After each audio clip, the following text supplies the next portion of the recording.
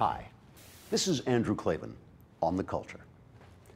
Golly, it's getting to be graduation time, and those of you just finishing 4 years at an American university are probably looking at the world filled with anxiety and wondering, why are those conservatives so mean? Why are they so racist and greedy?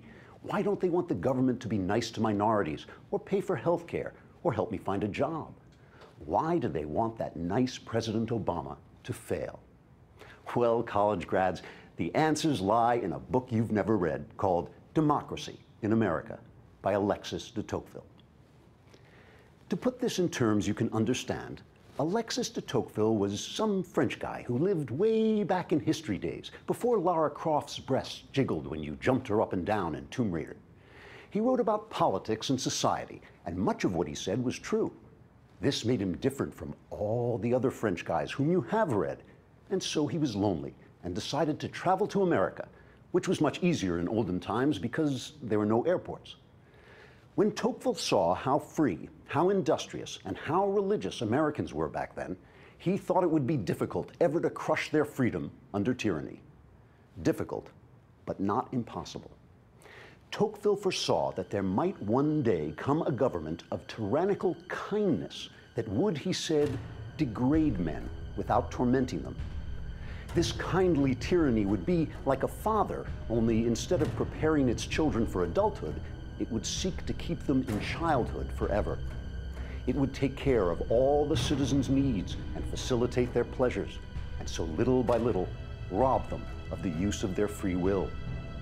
Promising to make amends for 1,000 previous wrongs, such as, past racism, for instance, this tyrannical state would take over community tasks normally performed by voluntary associations, such as charities and churches, thus rendering these freer, more human institutions obsolete and making only the tyrannical state ever more indispensable.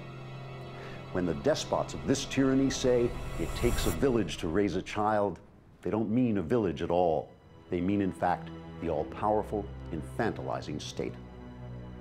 Amazingly, 150 years after Tocqueville died, it is exactly this soft tyranny that the kindly President Barack Obama offered America when he said, "The question we ask today is not whether our government is too big or too small, but whether it works, whether it helps families find jobs at a decent wage, care they can afford, a retirement that is dignified." And also when he said, "But I am kind."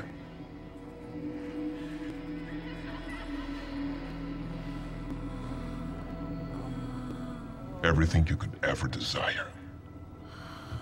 Every happiness you can imagine. Every pleasure your fellow Greeks and your false gods have denied you, I will grant you. For I am kind. Okay, one of those was the big creepy Persian guy from 300, but it's kind of hard to tell them apart. And no, not just because both have dark skin and are narcissistic metrosexuals. It's because they're both offering the same tyranny of animal pleasures, complete safety, and dehumanizing loss of free will that Tocqueville predicted so long ago. You see, college grads, conservatives aren't really mean, or greedy, or racist. They just want you to keep your liberty.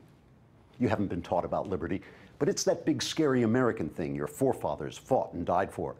I know, liberty is harder than slavery. It's full of risk and unequal outcomes. It requires you to stand on your own and suffer the consequences of your choices. But in the end, it's the only way of life worth living. The only way you might one day graduate from academic fantasies of a state-run utopia and grow to be men and women instead of sheep. This is Andrew Klavan on The Culture.